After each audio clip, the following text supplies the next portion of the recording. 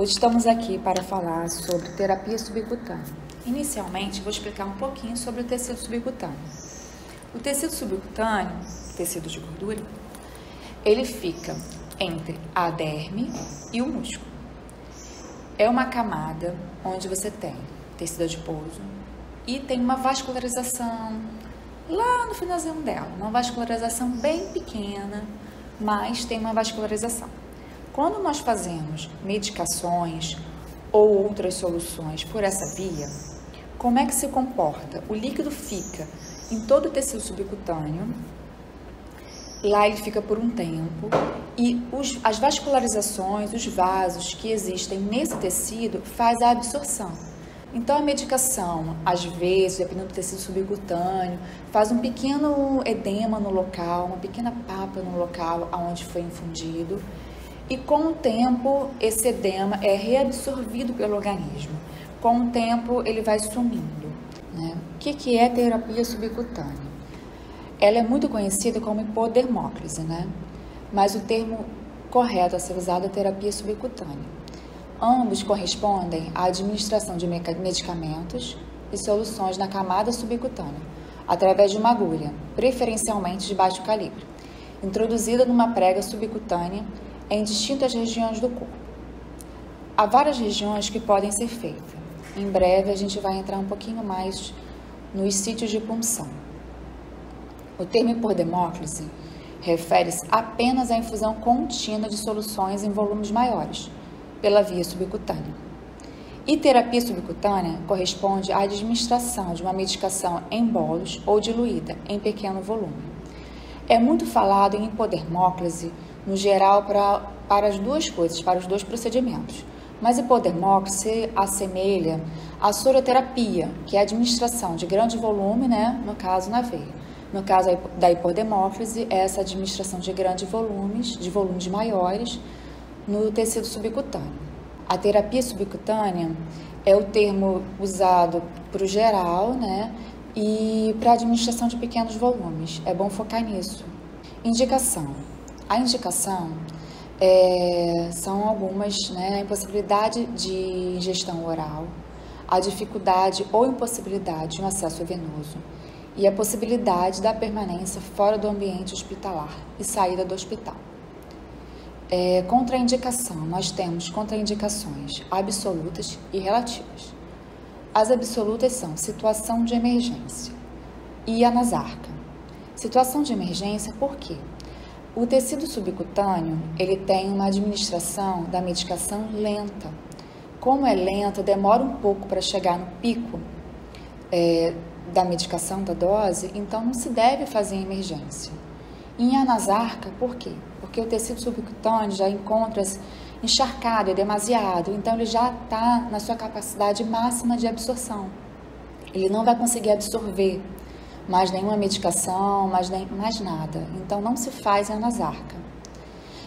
Contraindicações relativas. Nós temos caquexia, né? A pessoa muito emagrecida, ela não tem tecido subcutâneo. Logo, não tem por que fazer infusão de medicação lá.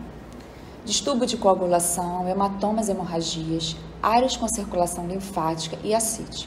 Em todas essas questões, nós temos tecido subcutâneo comprometido, por isso é indicado fazer medicações por essa via.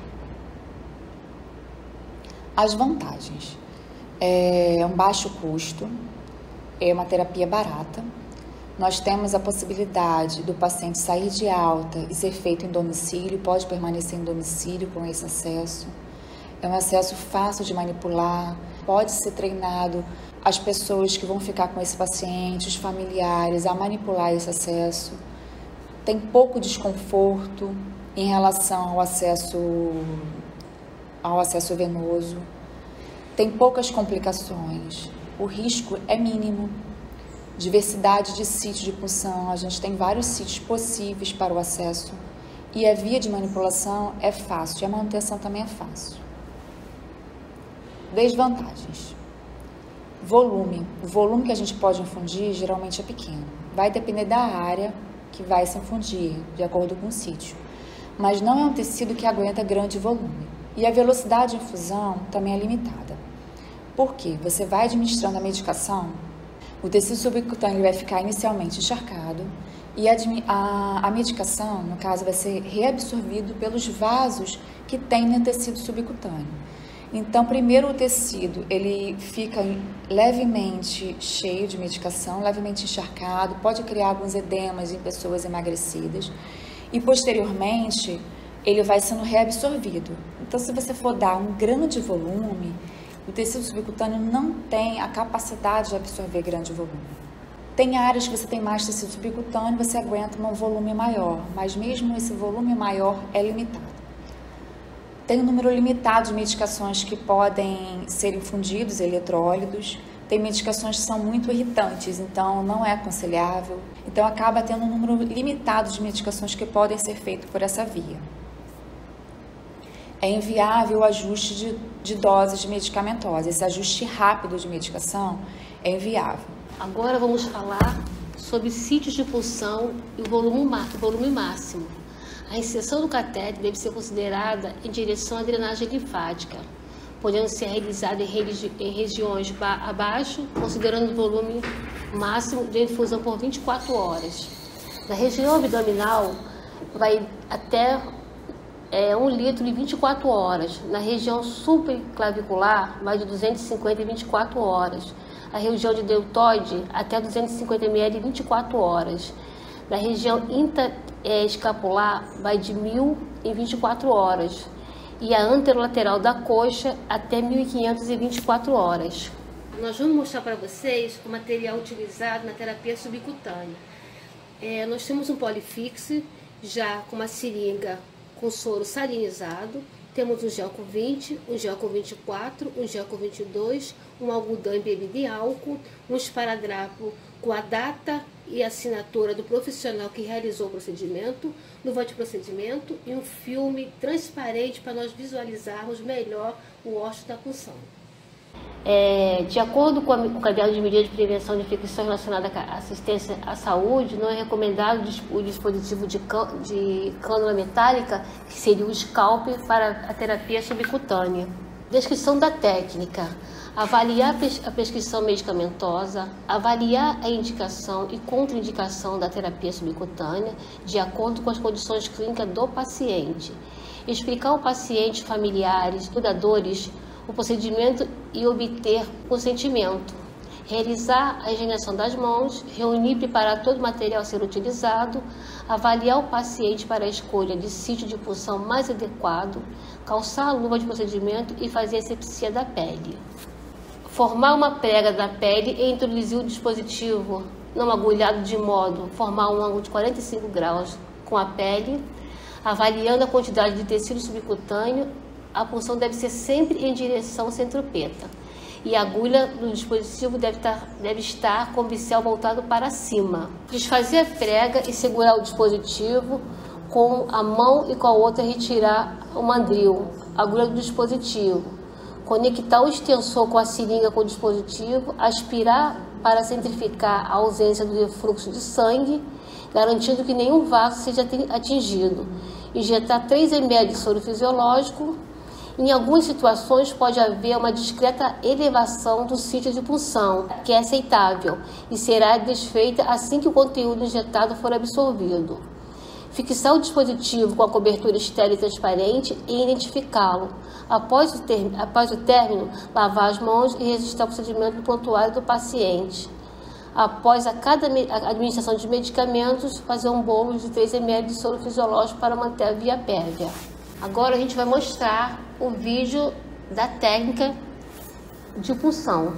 Iremos demonstrar a técnica de punção da terapia subcutânea. Primeiramente, iremos lavar as mãos. Em seguida, calçar luvas de procedimento. Depois, iremos preparar o algodão com álcool para realizar a asepsia da pele. Realizaremos a asepsia da pele.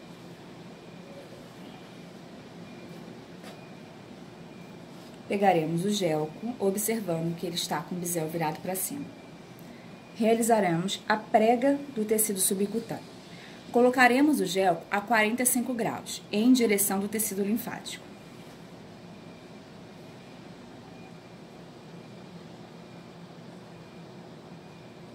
Desfaz a prega e retira a agulha. Colocaremos o Polifix. Iremos aspirar para ver se vem conteúdo de sangue. Não. Então, iremos colocar soro fisiológico. Observamos o sítio de punção. Às vezes pode fazer um pequeno edema que é aceitável. Em seguida, iremos fazer fixação.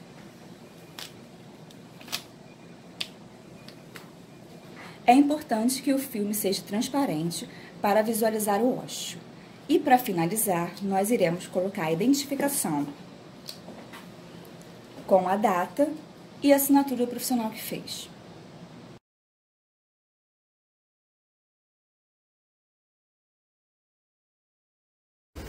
As complicações. Eritema ao redor do sítio de inserção do catéter é esperado nas primeiras 4 horas. Edema local, calor, rubor ou dor persistente, precisa de infecções, extravasamento pelo ósseo, hematoma e celulite. Cuidado com acesso subcutâneo. Sempre higienizar as mãos antes e após o manuseio do acesso. Realizar sepsia com álcool 70 da via do acesso sempre que abrir o sistema. Proteger o local da punção durante o banho para manter a área seca. Monitorar o sítio de punção contra os sinais de irritação local, edema, calor, rubor e dor, endurecimento, hematoma e necrose de tecido. Avaliar o cliente contra os sinais de infecções, como febre, calafrio e dor. Cefaleia, ansiedade, sinais de sobrecarga cardíaca, que seria taquicardia, turgência jugular, hipertensão arterial, tosse ou dispneia. Monitorar a validade do acesso, realizar o rodízio do sítio de punção a cada 7 dias ou antes de se necessário, respeitando a distância de 5 centímetros do local de punção, da punção anterior, avaliar o local de inserção do dispositivo, atentar para o volume máximo permitido por sítio e o tempo de infusão. Para dar continuidade à apresentação sobre terapia subcutânea, vamos seguir agora com a discussão sobre o uso dos medicamentos por essa via. É importante citar que existem discussões conflitantes em relação ao uso da terapia subcutânea quanto à diluição dos medicamentos e indicação dos mesmos. A maioria dos estudos e uso que se faz exibem resultados muitas vezes contraditórios e que não têm respaldo muitas vezes por evidências científicas mais robustas. O uso dos medicamentos por essa via geralmente são usos off-label, ou seja, são medicamentos que não têm a via subcutânea como uma via oficial nas suas bulas. No entanto, resultados de prática de estudos empíricos garantem o seu uso por essa via. Quando a gente se refere à via subcutânea e a compara com outras vias de administração, é importante pensar que a farmacocinética dos medicamentos utilizados por essa via é semelhante à dos medicamentos que são utilizados pela via intramuscular. Porém, tem geralmente pela via subcutânea um tempo de ação mais prolongado e essa via também tolera melhor medicamentos em pH neutro. Quando comparado a medicamentos administrados por via oral, é importante lembrar que a via subcutânea geralmente exige doses menores dos medicamentos, considerando que esses medicamentos não passarão pelo trato gastrointestinal e, portanto, terão sua maior biodisponibilidade. Em relação à lista de medicamentos que tem indicação para uso por via subcutânea, a gente cita que os medicamentos hidrossolúveis geralmente são medicamentos que são melhor tolerados por essa via, pois medicamentos lipossolúveis costumam ser danosos aos tecidos. Em relação ao pH, os extremos de pH são contraindicados e medicamentos também com pH ácido, como diazepam, diclofenaco e a própria transfusão de concentrado de hemácias, são contraindicados por essa via devido ao extremo de pH, ou seja, soluções que são extremamente ácidas ou soluções extremamente básicas. Ainda pensando em medicamentos com pH ácido, alguns deles ainda assim são indicados na prática, como aloperidol, o Plasil, ondansetrona e Buscopan, que embora tenham pH ácido, algumas literaturas recomendam seu uso pela via subcutânea, com a recomendação de uma administração de forma lenta. No que se refere à diluição, também existem muitas divergências na prática. Então, muitas publicações recomendam que essa diluição seja feita 1 por 1. Para cada ml de volume do medicamento, seja administrado um volume compatível de diluente, né? Mas a gente tem alguns serviços brasileiros de referência que administram alguns medicamentos em bolos, como a escopolamina, que é o Buscopan, a furosemida, o Aldol, Plavio, entre outros, que geralmente não são diluídos. Como já dito anteriormente, esse é um tema que traz contrassenso e gera discussão também. Então é importante que cada serviço tenha sua tabela de padronização de diluição dos medicamentos baseada no maior número possível de evidências científicas. Os medicamentos feitos por bolos, esses medicamentos que não são diluídos, não se tem nenhum registro de intolerância ou efeitos graves colaterais. É possível que, com o aumento do investimento nos estudos nessa área, isso se torne mais perceptível e seja oferecida uma prática mais segura em relação à indicação e diluição dos medicamentos por essa via. Agora a gente apresenta a tabela dos medicamentos que são padronizados por via subcutânea, onde são apresentados, além do medicamento, o padrão de diluição e algumas observações ou cuidados que são necessários durante essas infusões. Aqui chama atenção para o uso dos antibióticos, como a ampicilina, cefepime, ceftriaxona e o meropenem, que são alguns antibióticos que já são estudados e já têm o uso respaldado por essa via de administração. Outros, como a micafina, gentamicina, que não constam nessa tabela, já são utilizados em alguns serviços de forma mais específica também por essa via. Chama atenção ainda para o uso da dipirona, medicamento de uso corriqueiro na rotina hospitalar, que alguns serviços contraindicam o uso por essa via, mas que a gente também encontra ela aqui como medicamento que é padronizado, né, atentando-se aos cuidados de oferecer uma aplicação lenta, porque pode ocasionar dor local, e sempre fazer com uso criterioso. O uso do sítio exclusivo está relacionado com a incompatibilidade da dipirona com outros medicamentos, como vai ser apresentado a seguir. Atenção também ao uso da dexametasona, corticoide também de uso corriqueiro nos serviços de saúde hospitalares, que é um medicamento que é incompatível com a maioria dos medicamentos e, portanto, exige um sítio exclusivo para sua administração. Falando do uso de soluções por via subcutânea, a gente já usa o termo hipodermóclise, já é recomendado o uso de soluções isotônicas, como soro 0,45% e a 0,9%, e a solução glicofisiológica também.